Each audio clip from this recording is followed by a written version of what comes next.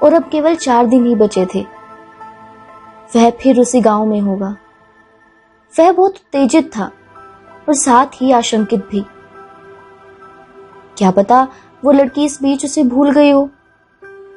इस गांव में मैं ही क्या, और बहुत से गडरिये ऊन बेचने आते होंगे। कोई फर्क नहीं पड़ता, उसने अपनी भेड़ों से कहा।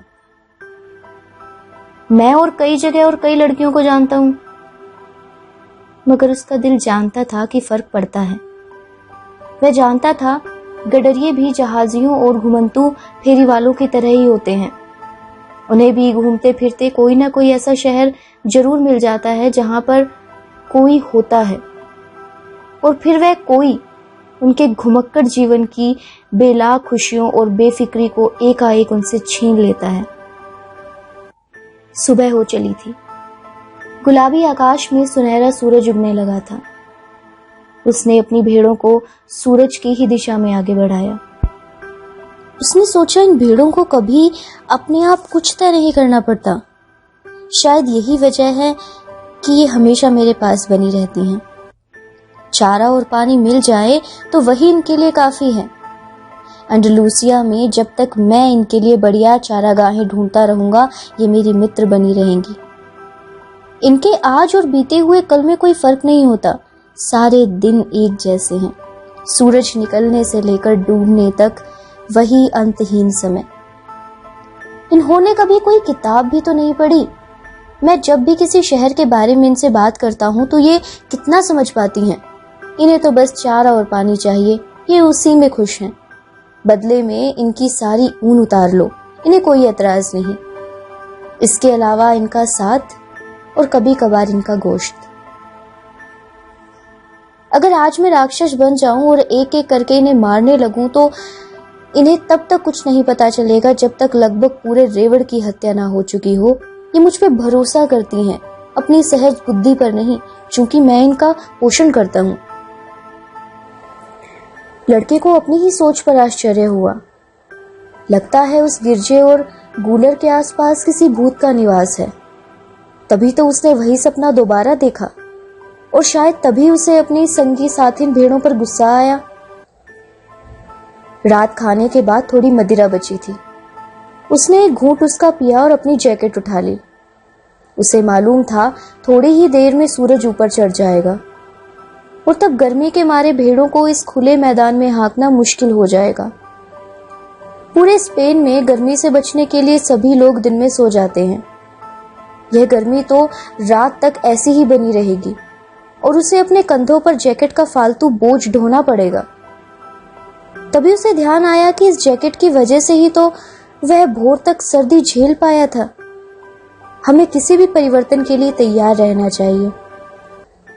ऐसा सोचते ही उसे जैकेट का बोझ कम और उसकी गर्माहट अच्छी लगने लगी।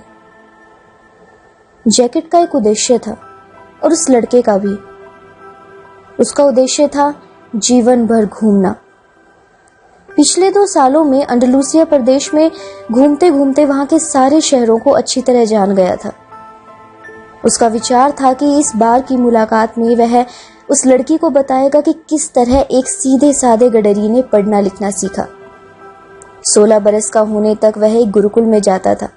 उसके पिता चाहते थे कि वह एक पादरी बने, जिससे उनके मामूली किसान परिवार का नाम ऊंचा हो। उनका परिवार भोजन और पानी जुटाने के लिए ही ठीक भेड़ों की तरह कड़ी मेहनत करता था। यूं तो उसने लैटिन और स्पेनिश भाषा के अलावा धर्म दर्शन भी पढ़ा था, मगर उसके मन में तो पूरी दुनिया को जानने की धुन समाई थी, और वह उसके लिए ईश्वर को जानने से कहीं ज्यादा मायने रखती थी।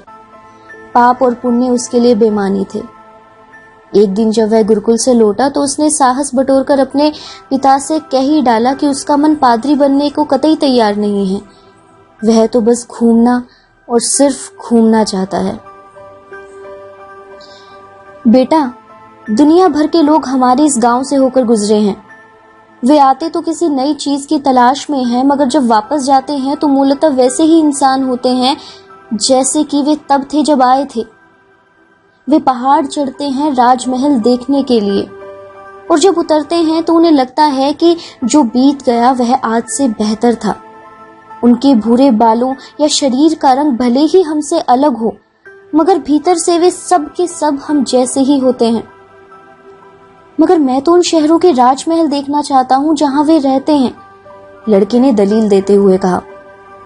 वे लोग जब हमारी धरती को देखते हैं तो कहते हैं हम पूरा जीवन यही बिताना चाहते हैं, पिता ने बात आगे बढ़ाई। वो ठीक है, मगर मैं उनकी धरती देखना चाहता हूँ और यह भी देखना चाहता हूँ कि वे कैसे रहते हैं, लड़का बोला।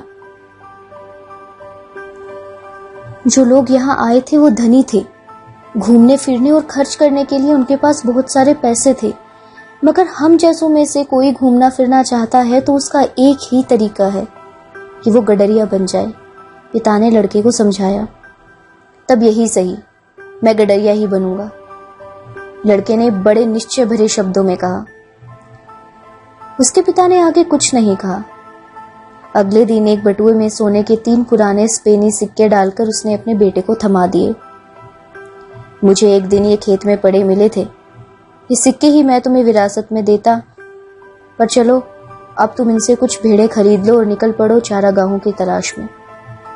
मगर एक बात मैं तुम्हें बता दूं, एक दिन तुम भी यही कहोगे कि अपनी धरती और यहाँ की औरतें ही दुनिया भर में सबसे ज्यादा सुंदर हैं, पिता ने बेटे को आशीर्वाद देते हुए कहा। तब न जाने क्यों लड़के को ऐसा लगा कि उसके पिता की आंखों में भी पूरी दुनिया घूमने का सपना मौजूद था। वह सपना जो आज भी जिंदा है, बावजूद इसके कि उन्हें उसे दफनाने के लिए मजबूर होना पड़ा। पर सच तो यह था कि साल दर साल पीने को पानी, खाने को भोजन जुटाने और हर रात एक ही जगह बसेरा करने की मजबूरी भी इस सपने को दफन न कर पाई। सूरज आसमान में ऊपर चढ़ने लगा था और लाल से सुनहरा हो चला था। पिता से हुई बातचीत के बारे में सोचकर उसे अच्छा लगा। उसने इतने ही दिनों में बहुत सारे महल देख लिए थे, कई सारी औरतों से भी मिल चुका था, मगर उनमें से कोई भी उस जैसी नहीं थी जिससे वह कुछ ही दिनों में मिलने वाला था।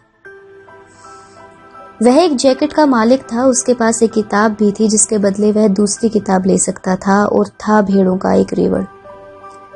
मगर सबसे महत्वपूर्ण बात यह थी कि हर दिन वह अपने सपने को जी रहा था। अगर कभी वह अंडलूसिया के मैदानों से ऊब गया तो भेड़ें बेचकर जहाजी बन जाएगा। समुद्री जीवन से उकता जाने तक वह और बहुत सारे शहरों को जान चुका होगा, बहुत सारी औरतों से मिल चुका होगा। इस तरह तब तक उसके जीवन में खुशियों के बहुत सारे दूसरे अवसर भी आ चुके होंगे। उसने चढ़ते सूरज से आंख मिलाते हुए अपने आप से कहा, गुरुकुल में ईश्वर तो मुझे कभी न मिलता। जब भी संभव होता यात्रा के लिए वह हमेशा एक नया रास्ता चुनता। खंडर हो चुके उस गिरजाघर में इससे पहले वह कभी नहीं रुका था। हालांकि उसके आसपास से वह कई बार गुजरा था। यह संसार बहुत बड़ा है, कभी ना खत्म होने वाला। उसे तो अपनी भीड़ों को किसी रास्ते पर लगा देना भर था, और उसके बाद एक एक करके बहुत सारी रोचक बातें और उसके सामने आती जाएंगी। मगर भीड़ें, वे इस बात को कहां समझ पाती हैं? वे तो यह भी नहीं समझ पाती कि हर रोज वे एक नए रास्ते पर चल रही है। उन्हें तो यह भी नहीं दिखाई देता कि ये चरागाह नए हैं या फिर मौसम भी बदलते हैं। उन्हें तो बस हरदम खाने पीने की ही चिंता सताए रहती है। शायद हम सब के सब ऐसे ही हैं, लड़के ने सोचा। यहां तक कि मैंने भी तो उस व्यापारी की बेटी से मिलने के बाद किसी दूसरी के बारे में नहीं सोचा। सूरज को देखकर उसने हिसाब लगाया, दोपहर तक वह तरीफा पहुंच जाएगा। वहां पहुंचकर अपनी किताब के बदले कोई मोटी किताब लेगा, मदिरा की बोतल पूरी भर लेगा, दाढ़ी ही नहीं बाल भी बनवाएगा। आखिर इस लड़की से मिलने के लिए तैयारी तो करनी ही पड़ेगी। वह अपने दिमाग से इस विचार को निकाल फेंकना चाहता था कि उसके पीछे कोई दूसरा गडरिया वहां आया होगा, जिसके पास भेड़ों का बड़ा रेवड़ होगा और जिसने उसके पहुंचने से पहले ही उस लड़की का हाथ मांग लिया होगा। सपना साकार होने की संभावना ही जीवन को रंगीन बनाती है। उसने एक बार फिर आसमान की तरफ देखा। सूरज और ऊपर चढ़ आया था। उसने अपनी रफ्तार तेज कर दी। अचानक उसे याद आया, तरीफा में एक वृद्ध महिला रहती है जो सपने बांचती है। वृद्ध महिला उस लड़के को घर के पीछे वाले कमरे में ले गई। इस कमरे को रहने वाले कमरे से मोती मूंगों का एक रंगीन झालर वाला पर्दा अलग करता था। कमरे में एक मेज और 2 कुर्सियां पड़ी थी और दीवार पर लगी थी प्रभु यीशु की तस्वीर। कुर्सी पर बैठते हुए वृद्धा ने लड़के से बैठने को कहा। उसके बाद लड़के के दोनों हाथ अपने हाथों में लेकर वह शांत भाव से प्रार्थना करने लगी। उसकी प्रार्थना जिप्सियों जैसी थी। लड़के को भी जिप्सियों का अनुभव था। यात्रा के दौरान वे उसे रास्ते में मिलते थे, मगर उनके पास भेड़ें नहीं होती थी। लोग कहते हैं कि जिप्सियों की सारी जिंदगी दूसरे को ठगने में ही बीतती है। यह भी कहा जाता है कि शैतान के साथ उनका समझौता है। वे बच्चों को अगवा कर अपने भूतहे अड्डों पर ले जाकर उन्हें अपना गुलाम बना लेते हैं।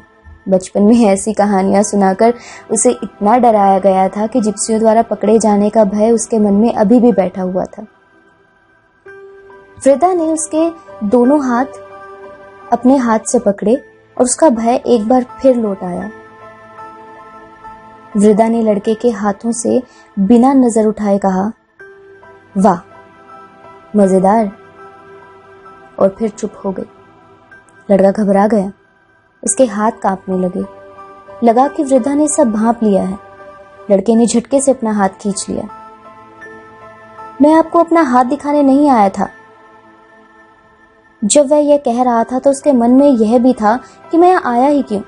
बेहतर होगा कि मैं बिना कुछ पूछे ताछे इस वृद्धा को इसकी फीस देकर यहाँ से खिसक जाऊं। मैंने बार बार दिखने वाले सपने को कुछ ज्यादा ही तूल दे दिया है। तुम यहाँ अपने सपनों के बारे में जानने के लिए आए थे, वृद्धा ने कहा, और सपने ईश्वर का हमसे बात करने का एक तरीका है। वह हमसे हमारी ही भाषा में बात करता है। वह जो भी कहता है मैं बखूबी उसकी व्याख्या कर सकती हूँ। हाँ, अगर उसकी बातचीत सीधे तुम्हारी आत्मा से हो तो फिर उसे केवल तुम ही समझ सकते हो। बहरहाल जो भी हो, तुम्हें राय देने की मैं अपनी फीस लूंगी। लड़के को लगा यह भी उसकी एक चाल है। कोई बात नहीं, यह भी सही। एक गडरिये के जीवन में खूंखार भेड़ियों और सूखे चरागाहों के निपटने के अवसर तो आते ही रहते हैं, और उन्हीं से आती है उसके जीवन में कुछ नवीनता, कुछ उत्तेजना। मैंने इस सपने को 2 बार देखा है, इस लड़के ने कहा। मैंने देखा मैं अपनी भेड़ों के साथ एक मैदान में हूँ। तभी एक बच्ची वहां आती है और मेरी भेड़ों से खेलने लगती है। मुझे यह सब पसंद नहीं है क्योंकि भेड़ों को अपरिचितों से डर लगता है, मगर पता नहीं क्यों बच्चे हमेशा भेड़ों के साथ उन्हें डराए बगैर खूब खेल लेते हैं। जानवरों को आदमी की उम्र का अंदाजा कैसे हो जाता है? मुझे अपने सपने के बारे में जरा विस्तार से बताओ, वृद्धा ने कहा। मुझे खाना भी पकाना है और फिर तुम्हारे पास कोई ज्यादा पैसे तो होंगे नहीं, इसलिए मैं तुम्हें बहुत समय नहीं दे सकती। वह बच्ची बहुत देर तक मेरी भेड़ों के साथ खेलती रही। उसने सपने को आगे बढ़ाया, हालांकि वृद्धा की बात उसे अच्छी नहीं लगी थी। और फिर एकाएक उस बच्ची ने मेरे दोनों हाथ थाम लिए और मुझे पिरामिडों के देश मिस्र ले गई। कुछ क्षणों के लिए वह चुप हो गया, यह भांपने के लिए कि उस वृद्धा को मिस्र के पिरामिडों के बारे में कुछ मालूम है भी या नहीं। लेकिन वृद्धा खामोश रही। फिर मिस्र के पिरामिडों में, लड़के ने इन शब्दों को रुक रुक कर कहा ताकि वृद्ध औरत उसकी बात समझ सके। उस बच्ची ने मुझसे कहा, तुम यहाँ आए हो तो तुम्हें यहाँ छिपा खजाना मिलेगा। और फिर जैसे ही वह मुझे उस छिपे हुए खजाने को दिखाने जा रही थी, मेरी आंख खुल गई। दोनों बार ऐसा ही हुआ। वृद्धा कुछ देर खामोश रही। फिर उसने लड़के के दोनों हाथों को ध्यान से देखा। मैं अभी तुमसे कोई पैसे नहीं लूंगी, उसने लड़के से कहा, मगर खजाना मिल जाए तो उसका 10वां हिस्सा तुम मुझे दे देना। लड़का हंसा। खुश भी हुआ कि जो भी थोड़े बहुत पैसे उसके पास हैं, वह इस छिपे खजाने वाले सपने के कारण इस वृद्धा से बच जाएंगे। इस सपने का क्या मतलब हो सकता है, यह तो बताओ। बताऊंगी, मगर पहले तुम कसम खाओ कि जो मैं तुम्हें बताऊंगी उसके बदले में तुम मुझे खजाने का 10वां भाग दोगे। गडरिये ने कसम खाई। ऐसे नहीं, प्रभु यीशु को देखकर फिर कसम खाओ। तो सुनो, सांसारिक भाषा में यह एक सपना है। वृद्धा ने कहा, मैं इसकी व्याख्या भी कर सकती हूँ जो बहुत मुश्किल है। इस वजह से खजाने के एक भाग पर मेरा अधिकार बनता है। मैं ऐसा सोचती हूँ कि तुम्हें पिरामिडों के देश मिस्र जरूर जाना चाहिए। मैंने उनके बारे में कभी सुना तो नहीं, मगर चूंकि एक लड़की ने उन पिरामिडों को तुम्हें दिखाया है तो वो जरूर होंगे। वहां तुम्हें खजाना जरूर मिलेगा और तुम एक बहुत अमीर आदमी बन जाओगे। लड़के को थोड़ा आश्चर्य हुआ, चिड़चिड़ाहट भी हुई। इस सबके लिए तो मैं इस औरत को ढूंढता हुआ यहाँ नहीं आया था। पर तभी उसे ध्यान आया कि इस सबके लिए अब उसे एक पैसा भी तो नहीं खर्च करना पड़ेगा। केवल यह जानने के लिए मुझे अपना वक्त बर्बाद करने की जरूरत नहीं थी, उसने कहा।